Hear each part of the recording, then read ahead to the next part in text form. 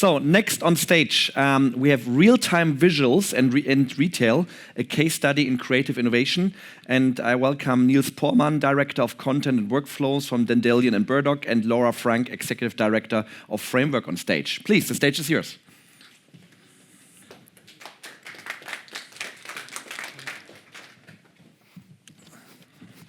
Thank you.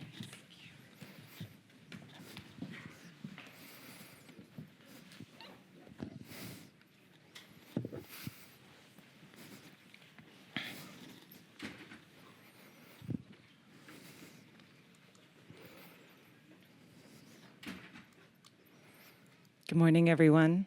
Hello. Is the clicker responding okay?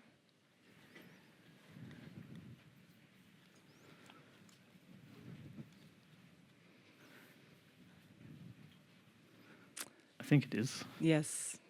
Thank you, everyone, for joining us. We're going to be discussing real-time visuals in retail. I'd just like to take a moment to introduce myself and my cohort, Nils, up here. I am representing a professional society. We work with live pixels across for audience and live generate pixels for spaces and camera. And Nils? I'm Nils Pormman. I'm the co-founder of Dandelion and Burdock. We've been a small team to consider ourselves with everything event-based. Everything that has a real audience is our forte in terms of workflow, content, be that traditional or real-time these days. And I personally look after the bookending or driving the bigger arc of the workflow, beginning at sort of, here's our castle in the sky, this is what we want to do. Then we hand it over to our content team, and typically then I go back and bookend the whole thing with integration and on-site operation. And for myself and my practice, I come from a live event background, multi-screen environments where we have to optimize workflows for multiple content teams to deliver to the same space quickly and with clarity. And we are both very involved in looking how we adapt these workflows and learnings from live entertainment to architectural spaces. So as we move forward, we'll do a project intro. I'd like to introduce the Johnnie Walker Princes Street project, and we'll be discussing that this morning. So let's talk a little bit about Dandelion and Burdock's scope on this project and what the project is about. Sure. I think, first of all, big shout out to BRC Imagination of Arts, who are the producers of this overall experience with the client Diageo. It's located in the heart of Edinburgh, not Glasgow. Might be a different whiskey brand there. So in the heart of Scotland, very wonderful part of town. We can actually go to the next slide. In a former department store, Diageo took over the whole building and turned this into a brand experience. And for BRC, we got brought in to do two things in general: workflow and pre-visualization, as well as integration, as I mentioned, the bookends of what I typically do, and content for some of those activations. The whole building is filled up with a whole flow of rooms, and basically two of those were part of our brief. I think we can advance here. So the two most important elements that we had to work on was an atrium piece, a big installation that is unifying the whole building top to bottom in a vertical way. And here we had to create a lot of content that was pre-rendered. There was things like, they called it like flavor of like different flavor landscapes and other elements such as real-time driven, generative things for buyouts or for the client to use their logos to basically make the space as usable as possible in the aftermath. So not just create a piece of like art that could stand there, but also to make it useful to their clients in respect. And then the other part of the installation that we were taking care of is, I think we can advance here. Actually, this is some examples of what went on in this piece. So here you will see that it integrates lights and screens. I've got a couple of examples of how we worked on that maybe a little later. But one other part that of the install that we were in charge of is, and please advance here. Oh yeah, I have some video here just to expose you to some of the environmental application of his work. You can see here, it's probably a little short. We'll see more of that later. The second part of our integration was almost like the bolted-on brief, the second thought. And that was, hey, we want to do this welcome gallery map. And that is a piece that should just like react to the people. And we want to drive the key colors of our different brands. Those of you that know this brand know that they're working with colors. And those colors had to be represented in the room. They had to be in a random fashion. This random fashion had to be represented in the lights and the ambience of the room as well as the map. And then there had to be different welcome statements and then a very clear directive of reacting to the group who's in the room. We'll see some examples of that, but that's the overall scope.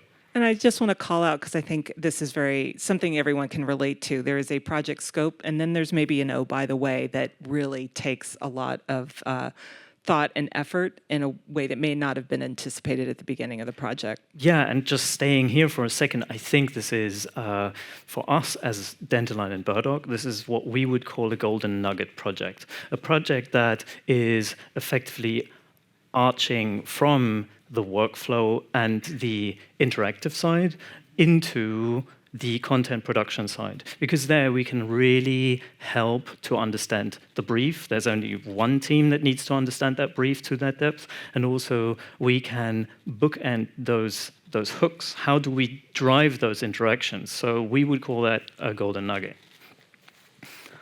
I think we'll probably pick up on this a little bit later, just so you know that was delivered in 7 cents delta. Yeah, probably enough said. Let's move on to the challenges then. So our project challenges, we want to describe the team skills needed to respond to the project brief and how project challenges were approached by Dandelion and Burdock. Yeah, I think the most important thing for us with retail spaces is their timelines. Similarly, theatrical shows where we come from are on the one hand, very high turnaround, but they're also procuring their hardware very early on. So with that being said, we can probably skip ahead and look at, here we had a real-time engine that we had to select post-hardware procurement. And this is something that we come into a lot of the time. Because if you imagine that we are here at the showground and we're seeing all these latest advances, you have to now project yourself back 2 years or maybe 3 years for when somebody actually signed the capex or on that sheet. So at 3 years ago, we were a line item in a financial meeting, and now we need to make sure that the castle in the sky, like I said earlier, is actually fitting into that. So I think that's the biggest challenge. That is the biggest challenge, and I think when we move to this next slide, it becomes clearer what that challenge actually means. Yeah, I think I put this together in order to give you, like, to me, this is a little bit more like my SOP or our SOP in the broadest possible strokes. So I'll probably try and take us through this. So by 360, I don't mean 360 camera. I actually mean a 360 understanding of what is the hierarchy that we find ourselves in. Who's actually signing off for these projects? So when we go and look at media creation and production delivery, I think previs is used to be an afterthought. Nowadays, it's almost like a pre-show insurance, because people need to see that what they get is in the context of that space. So previs is a real big part of that. And then departmental prerogatives to me mean that we understand who's signing off and who are the clients. The clients are not necessarily the people who are signing off on what we're doing. And making sure that we understand who we're talking to in what moment is important. Lean media creation I highlighted here because I always think that coming back to the hardware procurement, we need to always work to the most efficient layer possible. That is, with our own personnel, which you see a little bit on the right-hand side here talking about workflow and creative integrations, but also in terms of it should work on my laptop, on my last year's or 2 years ago laptop, and then we should be fine. That's kind of the litmus test for that. Workflow integration then, to me, means that we get to know the stakeholders in the companies that provide hardware and software solutions. So if we haven't been part of that original procurement, we need to understand who will help us make those things. So it's a very big personal leap. Understand who can help me to drive or support us when we get to site and things are not shaping the way we should. Because preparation, I don't necessarily believe in genius. I don't think that really exists. We all make that happen. It's just so many of us with so many different skills. But I do believe in over-preparedness, so that we kind of build in the layer of fat that we can sort of skim off with all the eventualities we'll always see on site. And maybe talking about that, some other skills that I think are important for the creative and the workflows team is to hire to fill skill gaps and to upskill during your project, so that you're using every project to learn the most you can to then adapt that for the next one. No problem is ever alike, which is why I'm here. I love that about our jobs. But I also think if you don't want to learn, then that's not right. And the team needs to learn. One last thing that we'll probably see here is the pink elephant. I kind of said it already. Preparedness means that there's always going to be something unforeseen, and we need that extra effectiveness in our work in order to then allow for the unforeseen to happen. And to me, then, this leads into communication, and that is a little bit of a sideways relationship here. The communication these days can really easily become a bore out. Like, who knows about like these team meetings that last the hour that they're set for, even though everything was said in 10 minutes. So don't try to get yourself into a schedule where you have to give some progress reports every 2 days or twice a week. I believe that every fortnight is fine if the project permits for that kind of development schedule, because over-communication happens there, whereas I'm thinking a lot more personal relationships can be built ad hoc. So find the right people in the media server or the lighting department and talk to them directly. They'll also cherish a personal relationship.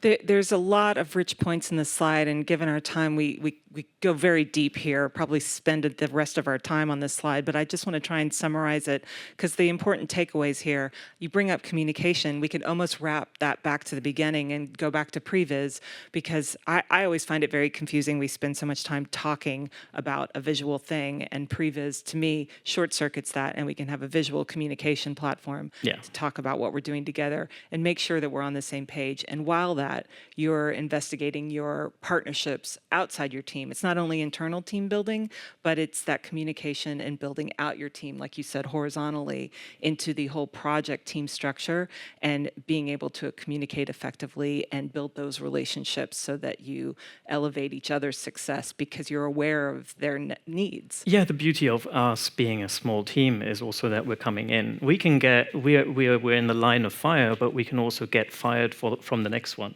So we ask for, we apologize, but we can also back channel more efficiently than people in a bigger context can. So that, I think, sometimes is a break. a good reason to go with the service company. I think we can also give you a little bit of eye candy. This is not necessarily in all sequence, but here you can now see this is a very technical crowd, and I'm kind of the boring guy. I'm not doing the squishy animations these days. But here you see a little bit about the concept of, hey, you have to do this atrium piece, and in order to put this all together and hand it over to your creative team, you have to create templates. I think we can go advance. And here is some understandings that we made very early on. Like, I don't know whether it's all legible, but it shows you how we then take apart one of these installations, how like a certain nomenclature gets made, and suddenly that nomenclature turns into a bit of a Bible. We turn that into like the best practice we have. But you can also see that in the middle here, it says something like 6 by 30,000 pixels. If we allocated all of that, then today's hardware will probably deliver that, but it's something that's not workable. So we need to pack this up and use something that I would call atlasing, so that in whatever tool we're using, we're packing these elements so that we can really deliver all the pixels required. And on the right-hand side, you could see that was like a bunch. No, it's fine. It's a bunch of packed UHD elements, and then if we advance, you see how in the real-time engine driving this particular atrium piece, you can actually see this packed data being extrapolated into a bunch of cameras. Why was this necessary in this case? Because the media server was procured early, and the media server had no cognizance of the 3D space. So now our tools, whatever the workflow tools were, had to actually build that retrospectively into that as a feature. So suddenly it came across as, oh, can you create content? But now we are in a space where we want to create real-time content for something that doesn't do or doesn't fit our normal way of working, which is all 3D agnostic. And so here you can see 3 examples of a notch environment that first shows you a 3D object, then you see the array of delivery cameras, and then you see how that gets reprojected in that space. And actually, that is pretty much what you see is what you get. So it kind of features as a previs already. And maybe from the other end, you see this is what the lighting integrator needs. The lighting integrator comes to us with a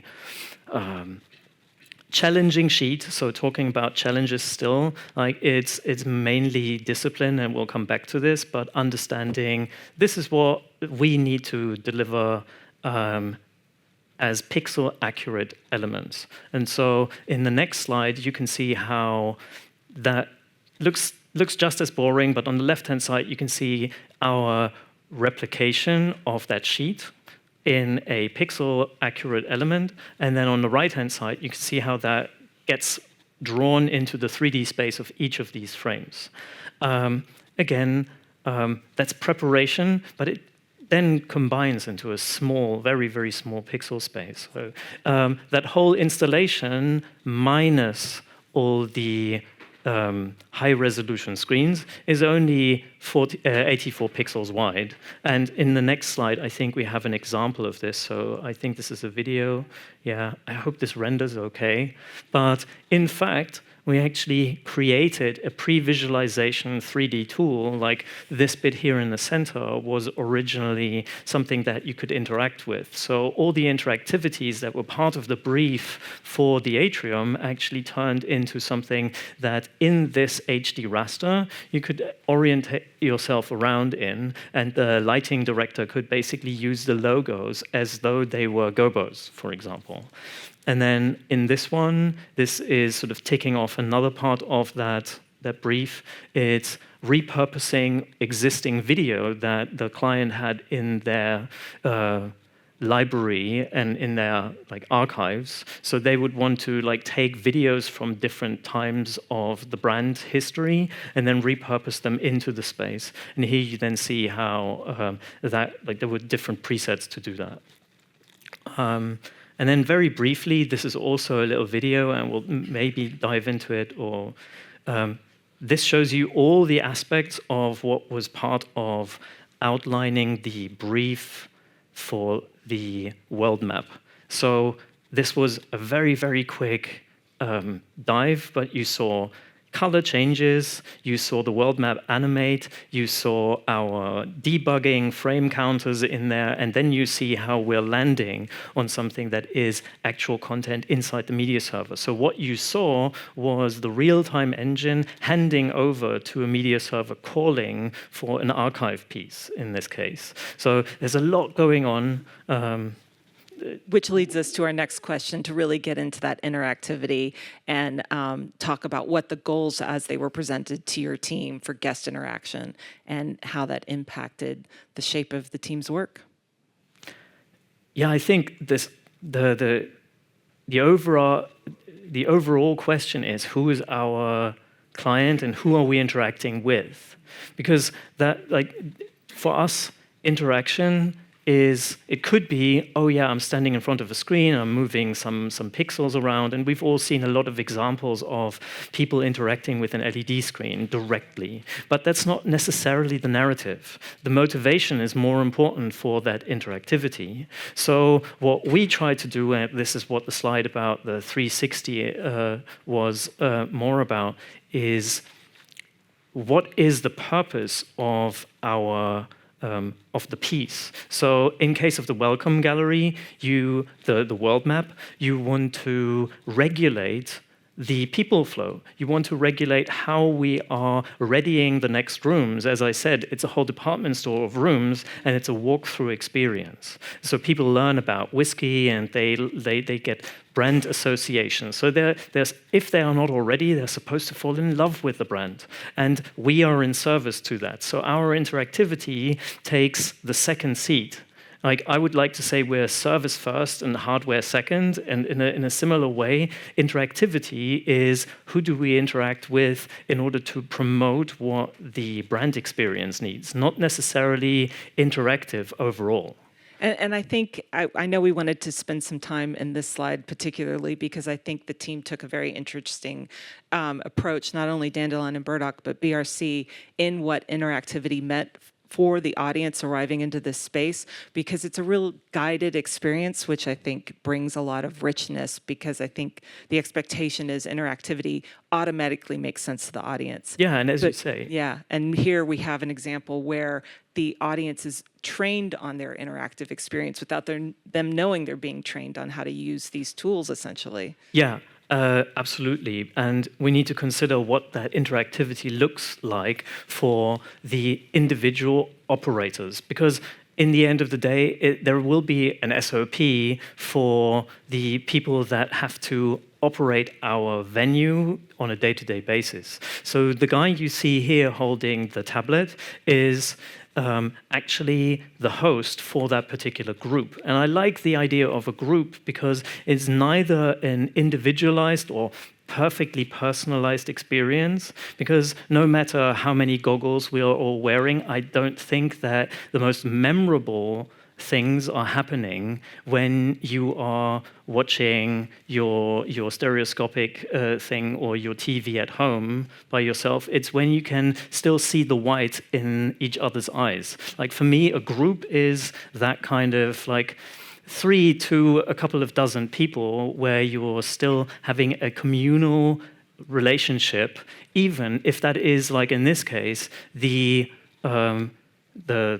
host just asking a couple of questions, warming you up, making you familiar, and personalizing in lieu of any other personalization, something like, where are you all from? What brought you here? Did you take the train? And so on. Like these conversational narratives that then bring the group closer together. And here, like, we can probably advance to his interface. I said it earlier, like, we mocked up a lot of this, and I think this is also a video. So this is kind of our early mock-ups to, okay, what are the behaviors? How do we, okay, it's probably done already. What are the individual interactivities? And it's just a list, but we can make it foolproof and maybe like just make that interface foolproof for that particular person. While the the audience, the visitors, don't actually have a physical button to press. The way that they're interacting is on a human level. Through their guide. Yes, Yeah. absolutely. And then here, this is another example of the interactive client. So the interactivity is actually for the guy in the black hat here. That's Manny Treason. It's our LD on the project, amazing friend and genius with lights. And he basically then comes to site and says, it's not doing what I want just yet. And he is the person that we're actually having to interact with. And to him, the interaction looks completely different. So I know we only have a couple of minutes left, and I'm wondering if there's anything particular we could jump to in our presentation. Because there's a lot of richness in this project, and I think I recommend to anyone to reach out to Nils after that we present, because I think, even talking about software, we're not going to have a lot of time to dig into these very complex slides. So, do you want to maybe I'll just rush through this. So I think some of the takeaways are discipline and so on, but I think we should advance a little bit, because the one element, and there's always unforeseen advances that you learn, like how certain parts of the project will drive solutions. But maybe if we go ahead one or two more slides. Yeah, here we go. I think, to me, the biggest takeaway was this. It's something that I've actually written about just recently in an article. So for those who want to read this, go to dandelionandburdock.com/articles. There's a whole suite that I've just sort of dwelled on. It's about narrative and abstraction. It's like, narrative is important, but the amount of variables and the immediate connections that we're drawing are being delivered by the project. So I would like to see more, and in the retail space, we now see that, more of these group interactions, because they are personable and memorable because I do it with my fellow men. And I think this is a very important thing to underline, especially since we're now seeing a lot less interaction with humans, or real humans. I love the approach that it is a human-driven interaction using technology to reinforce those human interactions. So I think that's all something we're all looking for ways to achieve. So it's not this barrier, just human to technology, how we create more personal experiences. And it is happening. If we just advance just a touch more, I know we're out of time. So if you go ahead, there's just one more slide I wanted to share with you guys, which is, it's happening all over the place. So here's something we did with the Hettemer group. And if we can just advance, even if those pieces are just there to marvel at, they are pacemakers. They are helping to then create a more consistent flow through time as a group, as an experience. And I love this because it brings real people together, and it's not fitting into a 16:9 space. I will wrap by just leaving you with some contact information, how to learn more about us, our projects, our partners, and thank you all for your time this morning. Thank you.